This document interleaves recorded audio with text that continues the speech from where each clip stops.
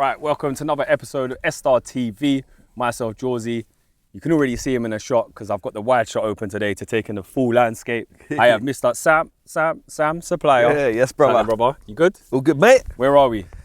We're in Wales. Wales. What are we doing here? I got my little holiday retreat gaff. Okay. Yeah. To be fair, I stayed there last night. It was lovely. Yeah, nice one. Thanks for the invite down, mate. Why did you come to here? What did you do when you come here? Why'd you pick Wales? Mate, a lot of people, like, if you follow me, know how much I love surfing. So away from music, it's like my clear my head, my one little thing. Yeah. To go and do it. So yeah, it's a sick spot for it. Not today, but it's a sick spot for it. Yeah, it's nice and mild today, which is good for us, what we're doing. Yeah, mate. We've just done a set as well on the beach down there. Might be up by now, if not, go and check it out at some point. We got Sam for that one. Right, let's get straight into it. Let's talk about the tour of Thailand. How long did you go get back? Month ago? Yeah, about a month ago. Yeah, that was my fourth tour. Fourth? Yeah, fourth one. Yeah. Wow. That was getting better, bigger. Yeah, this one was the biggest shows that I did. Basically, when I first went there, and I said yes to anything and everything. So I was like, come on, like, like I've got to create a presence. Yeah. And then, gradually into the fourth one, I kind of dropped out the lower end ones and done some massive shows. So yeah, the one just got, I just done 12 gigs, and they were like, mate, some of them like kind of 15, 20, 30,000 people, like mad. Jesus. Mad. It's a 25, that's crazy. Kettle of fish over there, mate. Absolutely crazy. What's the difference? What's the difference between playing there and like the old school days at 65? Yeah, I mean 65 is grit though. Sick, no. That's a good era. That's a good era. But like it's two different. I mean, what I've just done is what that young me in 65 was striving to do, learning the ropes. Yeah, of course. So yeah, it's nice, man. Playing in front of that amount of people though, like, what are you focusing on from behind the decks? Because like, let's go back to, like we said, a more intimate. You've got people at the front, you can connect with them. Yeah. When there's that amount of people in front of you, what is the focus? Hands in the air, jumping up. What is it? Because you can't pick out individuals really, surely, when it's that amount. No, I mean, you definitely DJ in a different way. For the fact of you really, truth, you're playing for moments, if that makes sense. So you're I find when it's those big crowds like that, I'm playing for reaction, playing for moments rather than going on a journey. If that makes sense. It's that kind of that raw.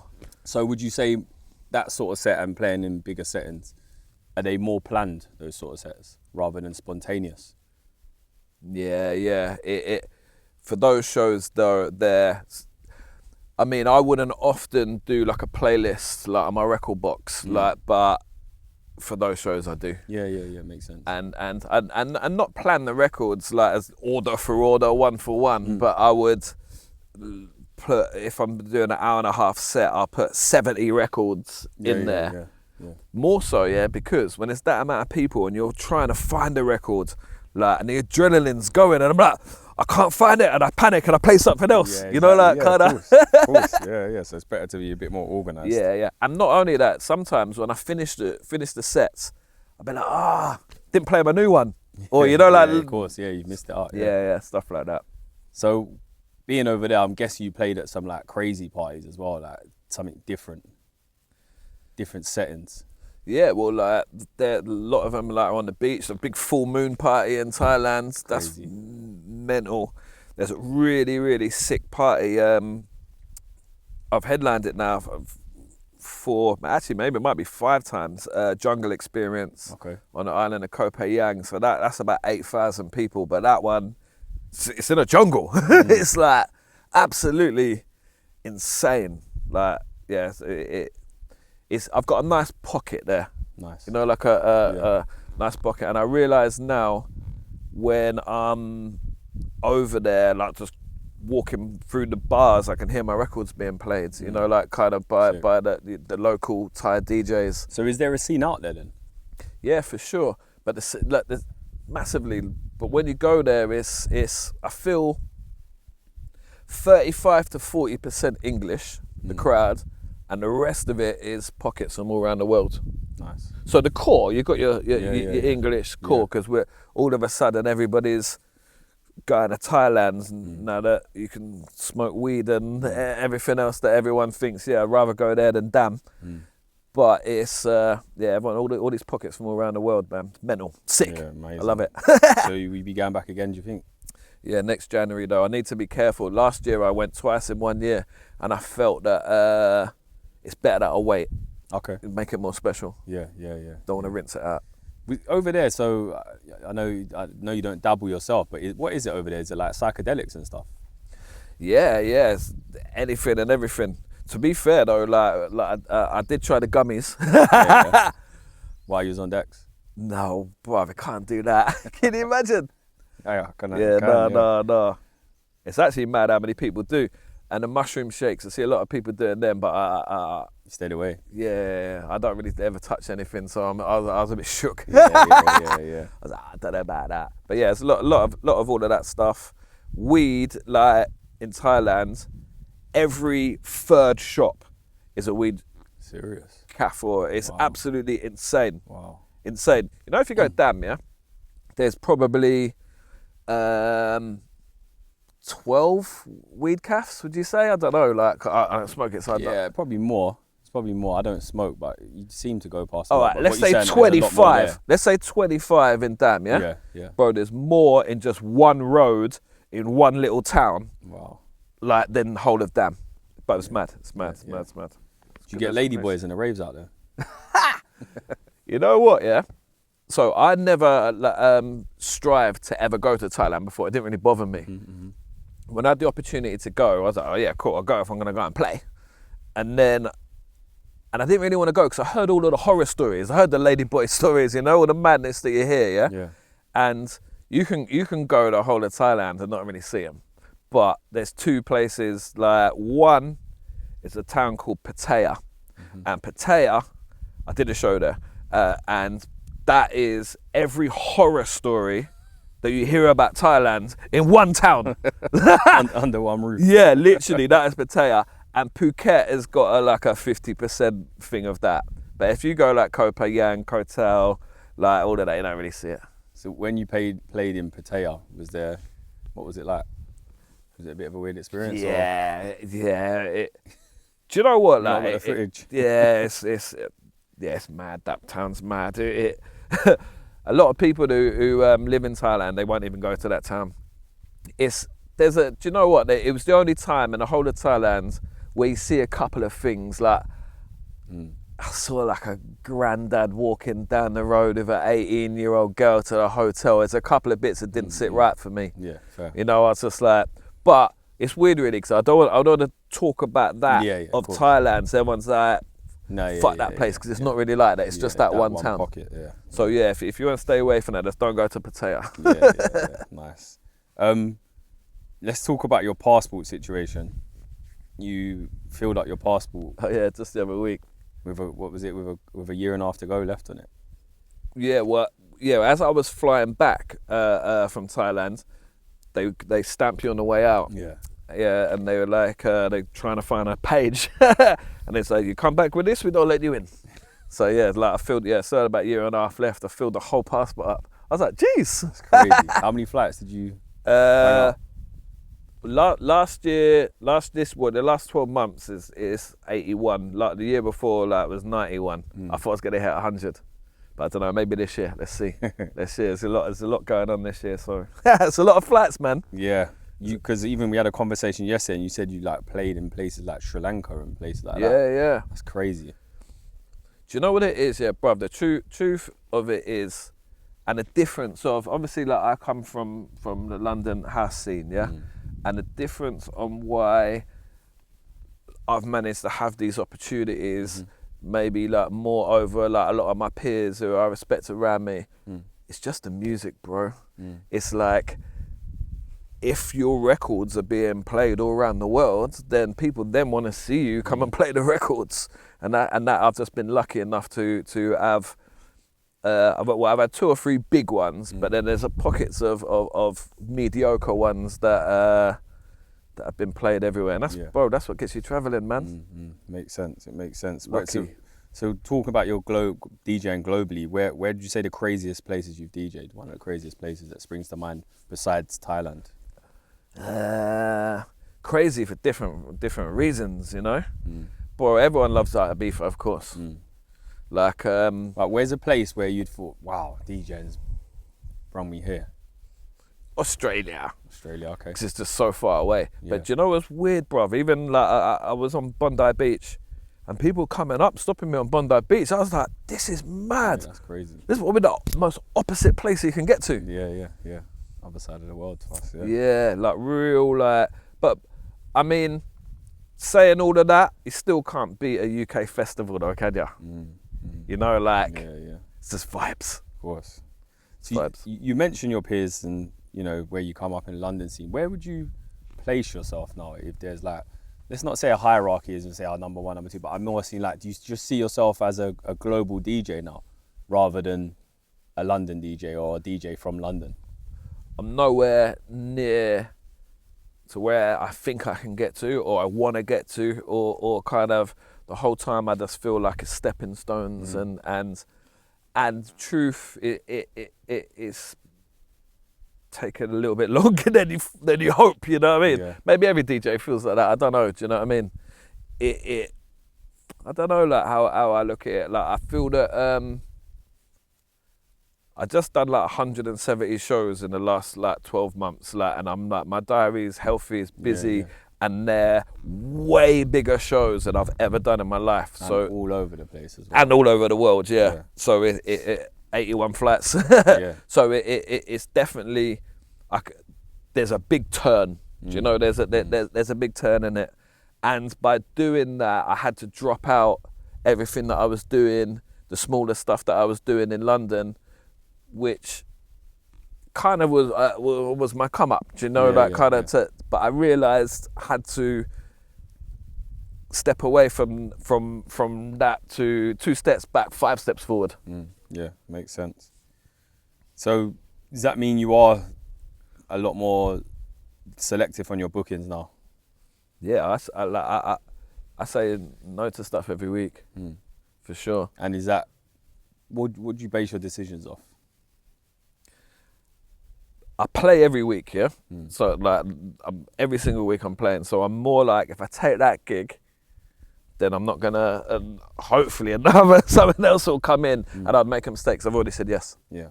So maybe like and that. And it's something that you might not be really... Yeah, maybe like that. And you know what, mate? The truth is, house music, the industry is pretty anal, like... Oh, he's playing there, like he shouldn't then play with us. Yeah. Like, and we all know, whether we say it on camera or I've said it, but it is, unfortunately. Well, so you said yourself yesterday that it can be a game of chess, can't it? Bro, I feel like the whole thing is a game of chess, honestly. And some people are good at playing chess and some ain't. You know that there's some people who have had some fantastic moments in this game and some fantastic opportunities. Even I wish that I would have had, but I would have. I'm quite good at playing chess. I would have used those things to excel even more. But it's hard, bruv. Yeah. I think about playing chess every day. It's not a nice feeling, really. Yeah, you got to be strategic with decisions. Bro, everything's strategic. It's a bit shitty, really. I don't know. What do you think? No, yeah, I agree. But I was then going to say to you, do you feel like, which we will touch upon a bit later on, your experience in other scenes and in other roles in music have allowed you to now have this mindset? Because maybe because of experience or past mistakes in other scenes, whatever it is, you might have said yes to everything still now, or you might not see the bigger picture. So that allows you now to be more calculated and play chess a bit better. Well, think about what we just said a minute ago about Thailand. Yeah, when I first went, I said yes to everything. And then I was like, okay, cool, this is going sick now. Let me rein it all back in, because if I'm playing at this small gaff, then I can't headline the great big one. And it's the same with that territory as it would be moving through the London scene and UK scene, and same. Yeah, makes sense. You did say someone saw you not long ago and said, "Oh, where have you been?" So like someone in London. Yeah. So let's elaborate on that. So what does that mean to you when someone in London says, "What, you're not about no more, you're not or whatever it is, however they said it"? Yeah. Does that matter to you anymore? A couple of times, you know, like if when I'm back in London, you've been a smoking there or you're walking through, he's, where have you been? Yeah. I'm like, bro, I'm traveling the world, man. Yeah. It's I don't know. Yeah, a little bit. Like I suppose because if someone ain't sitting there like looking at your social medias, then they would think that. Yeah. So how does that make you feel a way at all, or is it like it's more on them really, isn't it? Because you are still doing stuff, or you're doing 10 times bigger stuff. Yeah. Or do you think, should I still be leaving my mark in London as well? Well, there is a streak of that, of course. Like that, there is a streak of thinking, yeah, shit. But then you think after and be like, that's all right. I'll moan about it while I'm asleep on the plane. Dickhead. So, with liberty, what comes with you leaving a certain scene or certain roster of DJs and then branching out and go, does that come with its politics? Well, yeah, like it what do you mean, like hating? Yeah, hating, people chatting behind your back, or resentment from others, and does it even matter to you? You know what, yeah, like even before I was fully embraced in house music, bro, like I was running pirate radio stations. I had my own nightclub. I've been constant in this music game since I left school. So I've always had that, always, and I just think you just got to be thick-skinned. Yeah, of course, no one likes to fucking hear shit, but like it is what it is, isn't it? Yeah. Like if no one, it's the age-old thing, you've heard it 100 times, bro. If no one's chatting shit, then you ain't doing nothing, are you? Yeah, it's true. All right, random one out the blue for you. What's your top 5 coolest from music? People that you call from music. Who's in your cool list that you mainly talk to?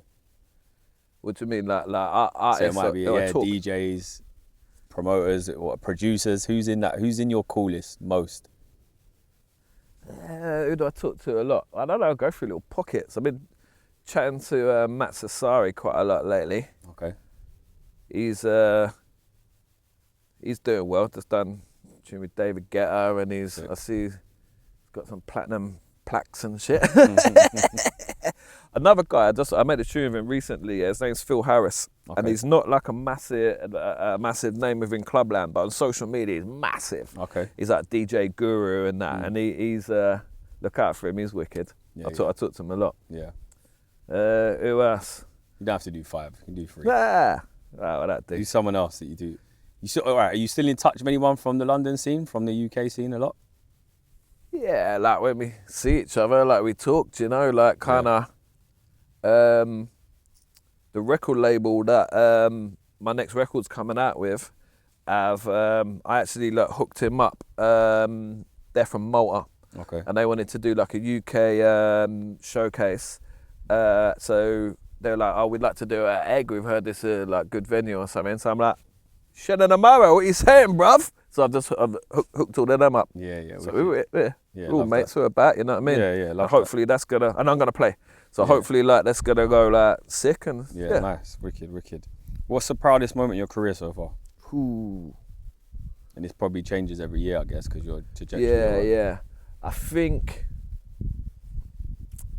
well, it's probably like my record Tornado. Like the first time getting Beatport #1, I'd say that's.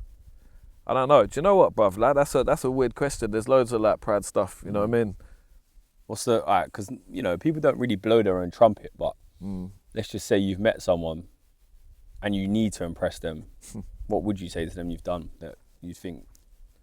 I feel.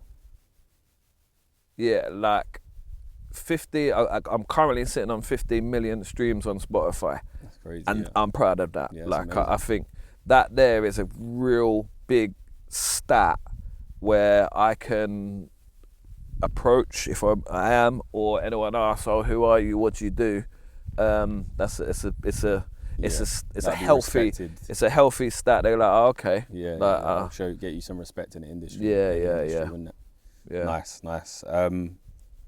Right. I feel like we're saying this stuff and I'm coming across like big-headed or nothing, but I don't mean it like that. You have to celebrate your career and even it's your knowledge as well. So people will learn from it, and people want to get into your position as well. So they need to get in this mindset and hear what it's like from someone in this position. Well, what I tell you now, bruv, let's lead it on to, even though it's not a question, is that for me being now going from place to place, this year coming up, I've I don't know, Ibiza dates. I'm in Ibiza next week. Every Monday I'm doing a residency in Napa at Castle Club all summer. I've got Hong Kong, South Korea, Japan, and Vietnam. Crazy. All coming through, yeah? Crazy. Now, the truth is, they're coming through just through the music stats. Now, when these club owners, stroke promoters look at you around the world, they do two things, yeah? Maybe 2 to 3 things. And they'll look at, firstly, social media, and they'll look whether, how strong your social media is, but you can bullshit your social media. We've all seen Sammy Porter's. So yeah, you can bullshit it, but you can't bullshit your streams. And so then they'll look at your Spotify stuff, and it goes hand in hand. And when you've got that, you're making a lot of noise within that, then they're like, okay, yeah, this guy's moving. Yeah, we wanna have him. And those two things, kind of the stars have aligned for me in the last 2 to 3 years, and that's why I'm now getting to do all of this stuff. So I just need to keep building that shit, make more tunes, make it. Yeah, we could. You know what I mean? Yeah, we could love that. Do more sets on the beach, get more content, you know? Yeah, man, trust me. What would you say? You've had management in the past. I'm guessing a number of times? How many times you been managed? No, just 2 guys did it as a duo. So you've only ever been under management once, yeah? Yeah. So what would you say is the pros and cons of having management? What my lot did, they reined my music in. So when so I've left them now, but when I was with them, they basically told me my music was shit. Like, they're like, rubbish, no, because if you make a record, and a lot of producers will think this, as soon as you make it, oh my God, this is sick. This is the one, yeah. Like, you think this is the one, you always think your music's good. And then and I would play it to them, and they'd be like, nah, it's not good enough, which was a bit gut-wrenching. Of course. But it made my music better. Made it a lot better. And then what they would do is, they'd be like, let's say we got a singer here, they put me in the studio with him, or her, or they might be like, oh, mate, your piano skills are all right, but they're not that good. Let's get this guy in, who's a real big pianist, and stuff like that. So that really helped me musically, like that. And a lot of mistakes. You know, when we talk about playing chess, they'll be like, they'll rein your chess game in a bit. Do you know what I'm saying? But the bad side is that there's loads of stuff that you might want to do and you can't do. You know, like, want to play at somewhere for one of my mates thinks it's my mates, and they're kind of putting a block on it. Okay. Or kind of, I don't know. I think if you've got the right management, yeah, it's the right thing to do. Let me tell you that. So Fisher is a good example, yeah? So I knew Fisher from going surfing from years ago, before he was Cut Snake originally, before he was actually Fisher on his own. And his management, Brett, is phenomenal. He is sick. And Brett has made Fisher into this worldwide star. So that's when the management is great. Don't get me wrong, he's got, this is a good product, I can sell that, yeah? But that's not so much Fisher opening the doors, that's how good the management are. And then Fisher goes on there and does the damn thing, so it's good, do you know what I mean? But that's the management. And same with James Hype's got a guy called Serge, and he's real ploughing and opening the doors, and so yeah. You got to have the right team, man. Yeah, yeah. So if you got the right artist and the right management, then it's really powerful. Essential. Yeah, yeah. What about agents? Thoughts on having an agent? It's the same thing. If you got the right one or not. Like, I haven't got an agent now, and I've gone through a few, and I'm like, I think I split for my last one about May last year, and basically, like, I was like, well, I've just done whatever it was at that point, 170, 180 shows, and you got me 11. I'm like, what's going on? Why are we here? Yeah. Do you know what I'm saying? And did they not mind you taking them other shows? Because I always find... Well, no, yeah, for sure. That's a thing. But that's that. What do you do? Like, cool, so sit at home then. Yeah. Mate, it's hard. I mean, the thing is, someone like, I don't know, who's the Glastonbury is not going to ring your phone. An agent's going to get you that. Yeah. Although I did get it for myself, but like in general, like I'm trying to think of another thing. Yeah. So they're going to open doors what you can't open. Yeah, they got access. On huge stages. Do you know what I'm saying? Especially tour-wise, it's very hard to build a tour on your own. So yeah, swings and roundabouts. And what about the combination of the both then? Does that work with having management and being on an agency? You can do it like either, to be fair, I feel. Okay. Yeah. I think, depends how big you're getting, bro, because you got like records coming out left, right and centre, and you're jumping here, jumping there. You need to be like reined in and controlled. I kind of feel like I'm at the level of I'm just about managing it. Sometimes it gets a bit overwhelming. All right, let's talk about Caress. Yeah, man. Your label, yeah? Is that just you on your own? Yeah. Yeah, wicked. Let's talk about Caress with a K. Where's it at now? What's going on with it? Yeah, so label's going good. The last 5 records, either 4 or 5, have all gone Beatport top 100. Nice. I now get Beatport. Okay. Before, like kind of, I don't know, like didn't really like I understand what's going on. Like now, I get the formula. I know when you need to release. I know how you promote it. I know, and I feel that I know how it works. I feel that I can get like all records that I sign into top 100 now. That's amazing. If they're a good record. You should sell that formula then. You could teach that to labels. Yeah. I really reckon I can it's just timing and getting it right. Yeah, because I said this to one of my friends the other day. Like the market is very saturated. Like some of the days there's like 70, 80 releases. Yeah. And it's like, how do you get through if you're not on one of the bigger labels? Do you know what I now realise as well, yeah? There's only a handful of the bigger labels that are gonna do great. I signed a record, yeah. Am I gonna say the label name? Nah, don't worry, go on, just. But I signed a record, and it's a subsidiary of Universal. Biggest thing, right? Yeah. And the record, it's called Hello. Everyone can look it up now anyway. But yeah, it's called Hello. And basically that record there, like I was thinking, do you know what? This is my crossover. It's slightly lighter, but it cool, original vocal, everything. I was like, this is, because I've never had my big, I don't know, house every weekend, or I haven't had like Hungry for the Power. I haven't had my one yet. Yeah. And I was like, I think this could be the record. And bro, it's on a massive label that we're gonna cane it, mate. Nothing happened. It's got like 50,000 streams. It's which is alright, but it's nothing happened. So my answer to that is, and after that, and it didn't really do nothing on Beatport. I think it got to like 58 or something. Yeah. No, it got to 48. But then I'm like, I self-released my next record on Caress. I went number 2. Beatport number 2. Yeah, that's crazy. I'm like, what's this shit? Yeah. So going back to Caress, with a K, what sort of sound is it that you look for when you're signing producers on there?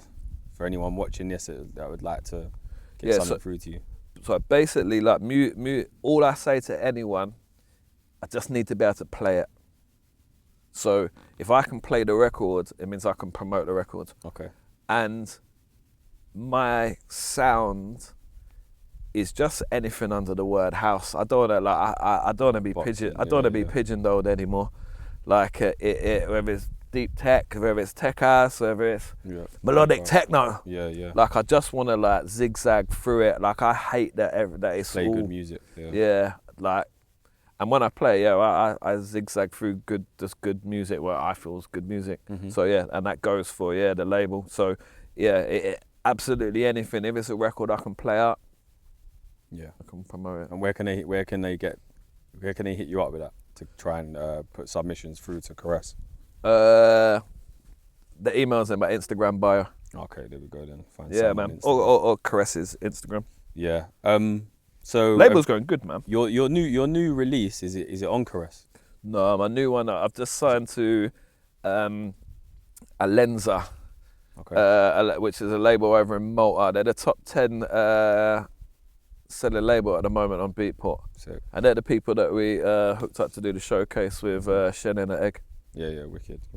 They got a sick lineup actually. Like, they got loads of people on that label. Who, Low Steppers, released on there, Kasim, loads of lights. It's a good label, man. Yeah, wicked. Let's talk about what happened. The situation that happened with Better Off Alone. What happened there? People that don't know. So Better Off Alone is a remake of like an old trancey tune. Yeah. From about late 90s or something. I don't know. I just made that as a dub plate originally, just for myself, just to like show like raves. It was good, like good hook to it, and then started to like really go well.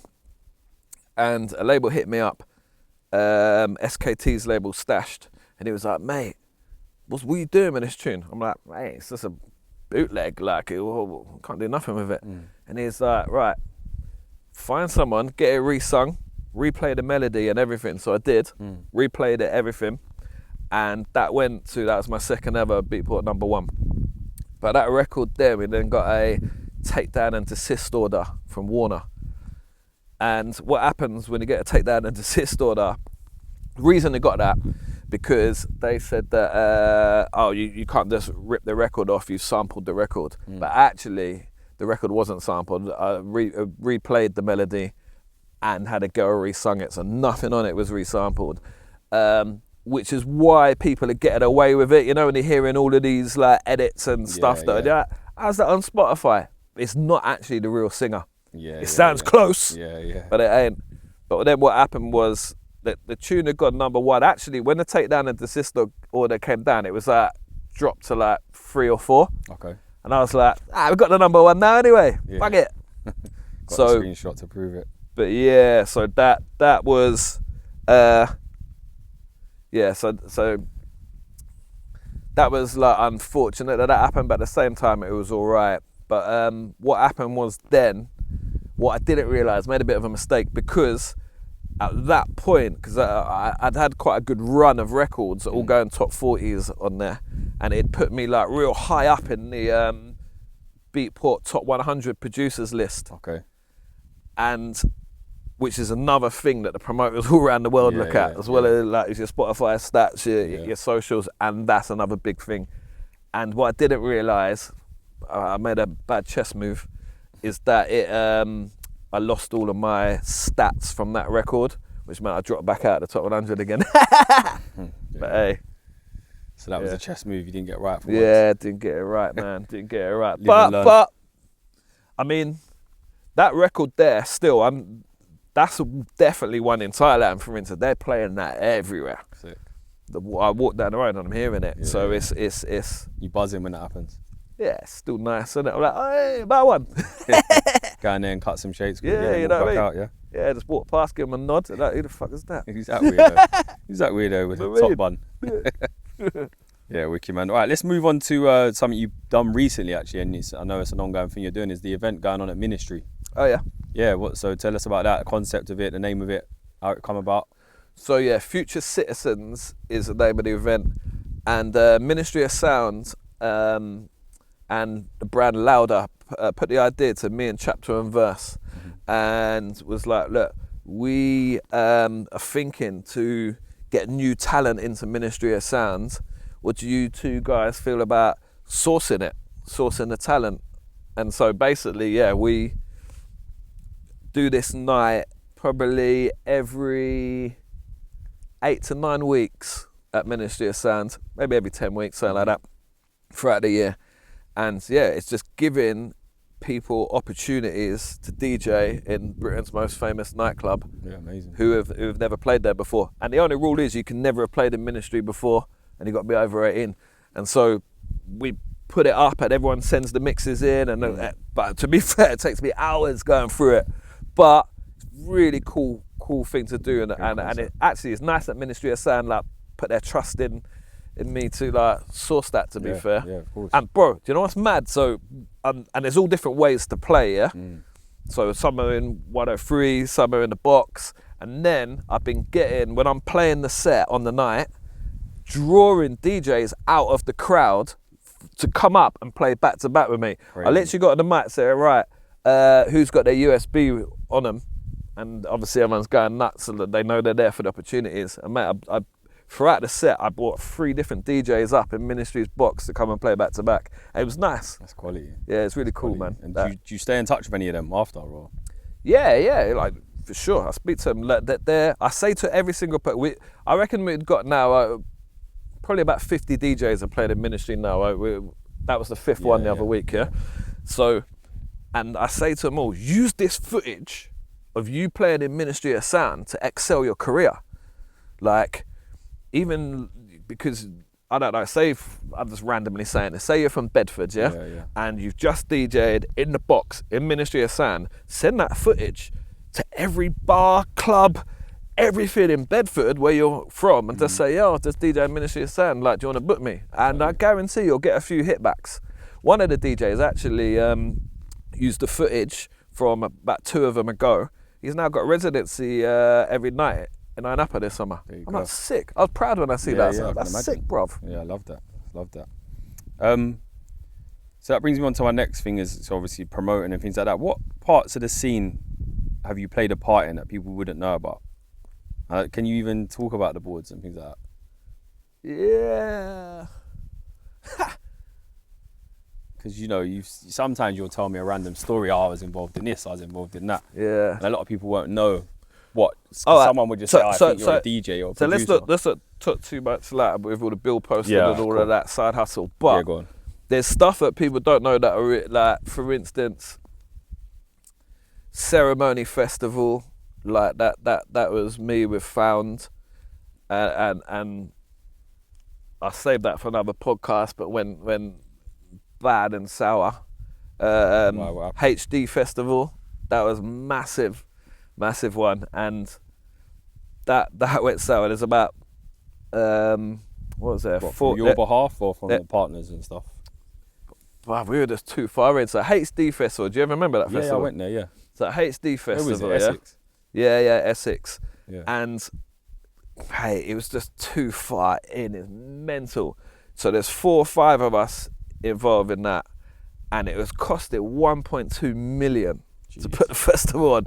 But it's mad, you know. Like, and what was happening is, it was the era where the ticket companies started to give you advance on your ticket sales. Okay.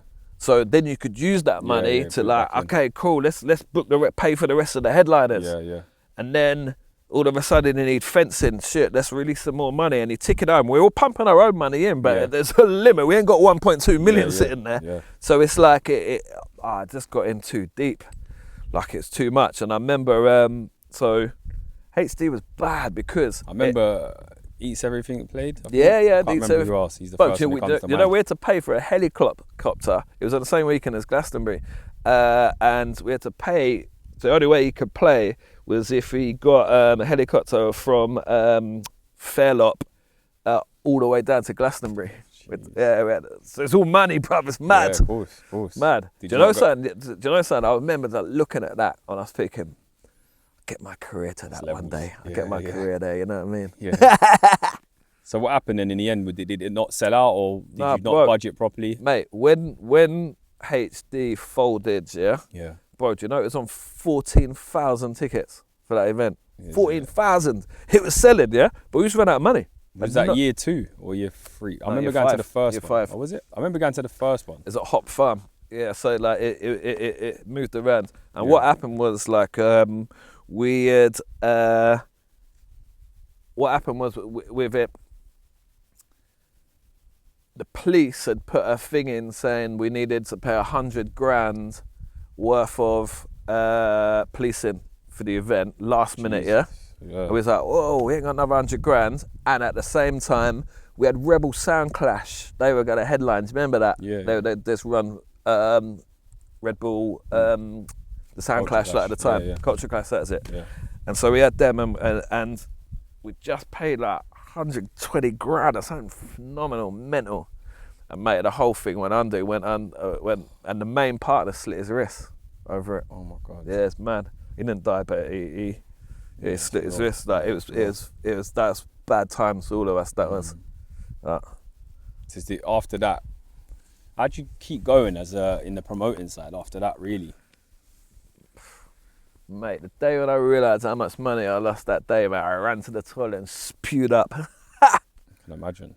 Yeah, do you know, I've never told that story on camera before. Yeah, it's deep. So what about moving forward? You obviously done some more events, had a hand in other festivals as well. Did you? I was very I was very conscious after that. So Transmission Festival is the other one that I was then doing. So after all of that, the guys slamming vinyl at Transmission, they were like, right, come in. And they said to me, do I want to go 50-50 with them on the festival? I was like, mate, I'm not losing my house. You know, like at this point, I've had a couple of stingers and I'm down, but I'm not. And I said to him, look, I tell you what I do. Like, I will work my ass off for the festival, which I did, and we'll really lift the numbers. And the numbers really jumped when I got involved with them. Like, it went from about 4,000 into nearly 10,000. And I just said, look, let's do a deal, and I will be the promoter, so to speak, of the festival. It's your festival. Like, I just can't lose. Can't lose again. And it was good, man. So Transmission went good. Transmission would still run. It's just present climate. It's hard. So it's. I think the taste for them is not so much there to do it. I would be up for it. Yeah. And then on a smaller scale, would you just want to dip back into that promoting side, or are you done with all of that?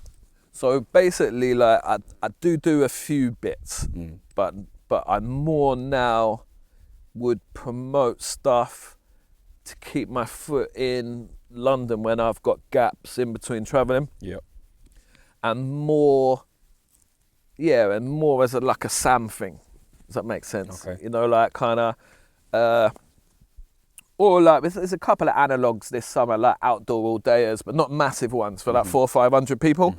And then like venues, there's one in Wedding Garden City, one in Farnham. I think I'm going to do one down in Brighton. But that's kind of these smaller type but sick outdoor all-dayers, you know, where it's going to... So I'm going to do a few of them, but more that it's not going to consume my whole life doing it. But, you know, and it's just going to be a bad boy day out, you know what I mean? Of course, sounds sick. But it's hard when you do them big parties, like, and everyone's gambling 10 grand a party and you're nervous, you know? I'm like, I feel that my career's in a good place where I don't have to do that as much. Nice, good.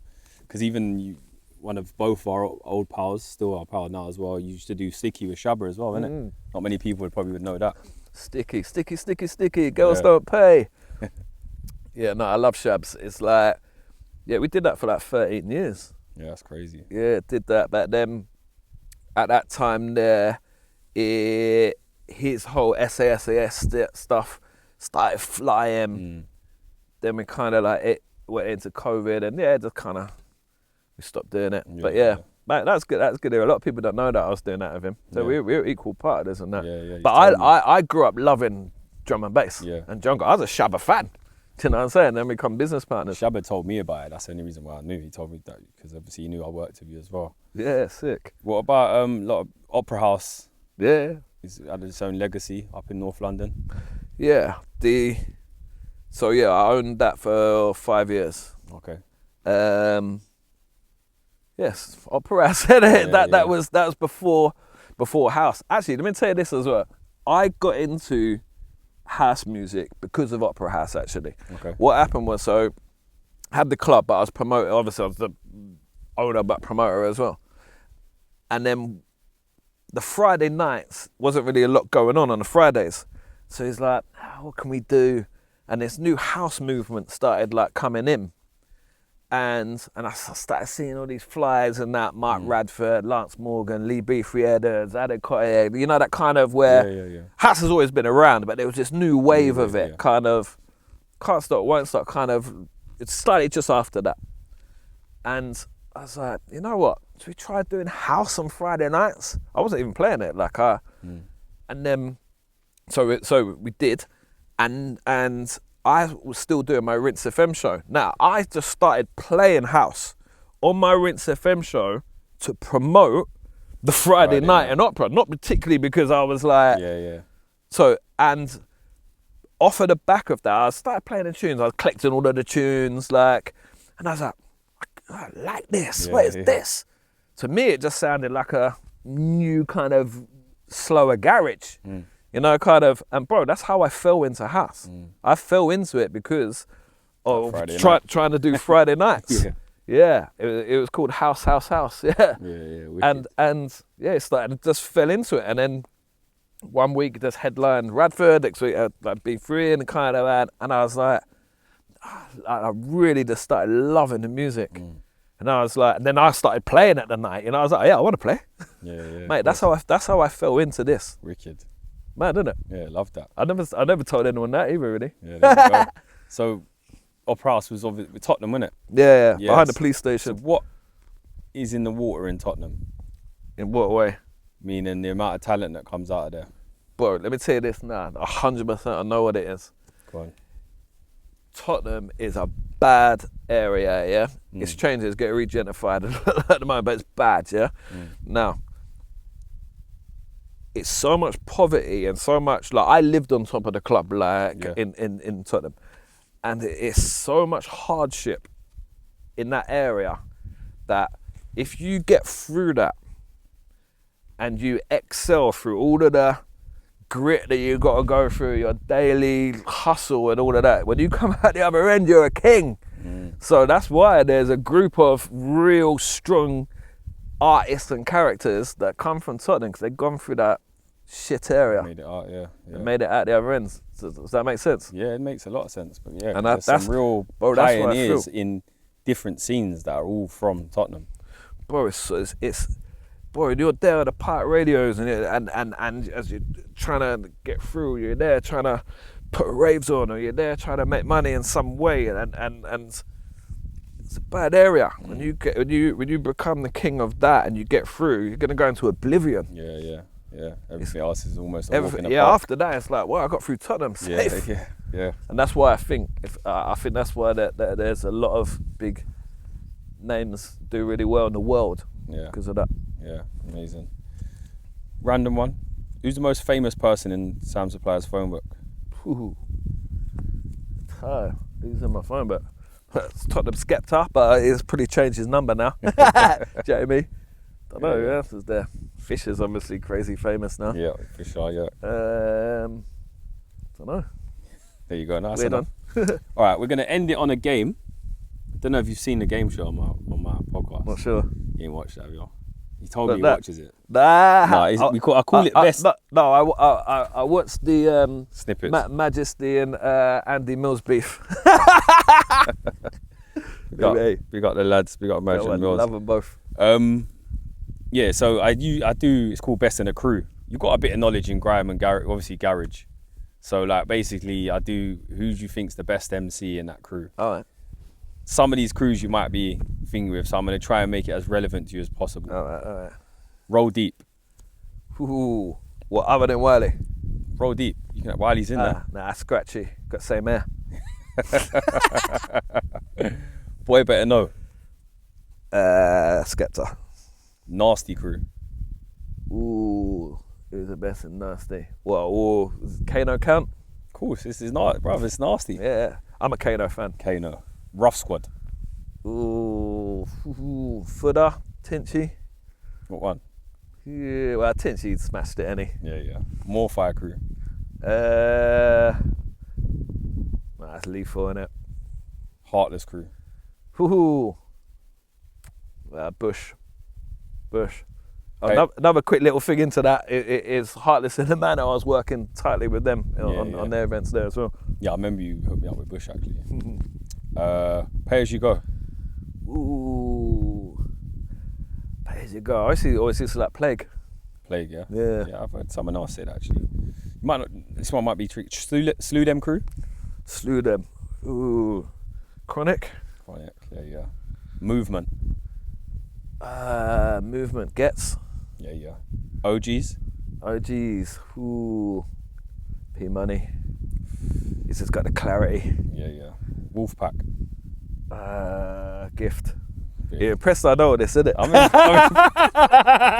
I'm impressed, but this is what I'm talking about. The way you've done so much in the scene that even though I'm impressed, I'm not surprised because I know your music, innit? Your music. I love it, Bob. You know what? Like I listen to like grime a lot when I'm just driving around. It's not what I do, but I like it. Yeah. SLK. SLK. Yeah. Ooh, who's the one out of the two of them? That's got to be Flirter, innit? Adam at Analog. Soul Solid. Ooh, Lisa Mafia, come on. Yeah. Best on the eyes. Yeah. Favourite old school garage MC? Two of them. Go on. I like Rankin, yeah, because he's just controlled with it. To me, he felt quite adult, you know. But actual, just to show the rave, Kofi B. He was always the one for me. Yeah. The bare energy. Did you ever? I'm sure I've seen something you go back to back with him. Yeah. Pick him up. Jungle. Favorite jungle MC of all time, or drum and bass, however you want to name it. Shabba and Skibber. Yeah. Yeah, legends, aren't they? All right, we'll go back up to North London. What about Meridian, Bloodline, best MC in Meridian? I rate a lot of them. Yeah, I rate a lot of them. Oh. In a strange way, I like H, yeah, but I didn't really like H until I watched Lord of the Mics. Yeah. Even though everyone kind of said he lost, I was like, these bars are hard though. Yeah. I never met him though. I don't know H. Yeah, fair. Last one. What's your favourite, most random MC that someone wouldn't expect? Dirty Goods. Okay. Yeah, I like him. All right, last question then. I'll do two. Dream back to back on the decks. Ooh. Dream back to back. Oh man. Don't know. Anyone. I would say James Hart, but there's 2 or 3 of them like on YouTube already. Check that out. You've done I've done it. It's 2 or 3. Dream back to back you haven't had a back to back with. Let's rephrase it. I don't know. Like maybe Sam Divine. It's just nice party music. I've watched her a few times. She's always done good. Yeah. All right. Last one. You've got an event, unlimited budget. You on the lineup with 3 other DJs. Who's going on it? What, to make P or? Nah, just dream lineup to be part of, to put together and say that's my event. Oh man. Any DJs in the whole world. Any DJs in the whole world. Unlimited budget. You can get them helicopters, private jets. It doesn't matter. You've got the budget. You can have one yourself as well. Yeah, sick. I think Chris Lake. Okay. Because strangely, I've never actually seen him live, and I play all his tunes. Yeah. I really like Chris Lorenzo, all of his stuff. Played one of the tunes in the mix actually. What did he say? One more? Yeah. Jeez, I don't know. Let's say Vocoder. Yeah. My boy. Your boy. I didn't even. Oh yeah, and there's a 5th person from London, from the London house scene. Are you gonna bring one DJ from the London house scene? A bit of politics. Man like Julesy. Hey, come on. I've done that diplomatic, innit? All right, brother. Thanks a lot. Appreciate your time. Wicked, mate. Nice to be in the sand dune. Yeah. This is a nice setting, something different. I feel like we've been getting bitten up though the whole time. Yeah. Soon find out. But yeah, man, appreciate it. This is actually our 3rd interview, so you have to keep the questions different. Yeah. You can go back and listen to our previous interviews to find out different parts of Sam. Go back into his early career and different stages. What year was it when we did the one in Barcelona? Ooh, I don't know. 17, 18? No, I think it's earlier. Is it earlier? 16, 17. Yeah, that's all right. We'll go back and check on YouTube. Yeah, there you go. That one. And what's bit of the other- homework. Oh yeah, and we done the other one on Flex as well. That's on my YouTube as well anyway. So yeah, you can go watch the archives, man, to learn anything more about Sam. But yeah, again, thank you, brother. Man, enjoyed it, man. Yeah. Enjoyed it. Like, I haven't done many podcasts like this for a long time, man. So I appreciate it, man. Yeah, and one thing I say to Sam as well is every time I see him, might be 6 months, might be a year, might not be, he always says, "Oh, it's going crazy. I'm at the best stage of my career." Yeah. So something like that's very impressive. Someone to always be trajectory's always up, man. So big up for that. Keep striving. Love, bro. Thank you, man. Follow, subscribe, comment, all of that. S-StarTV.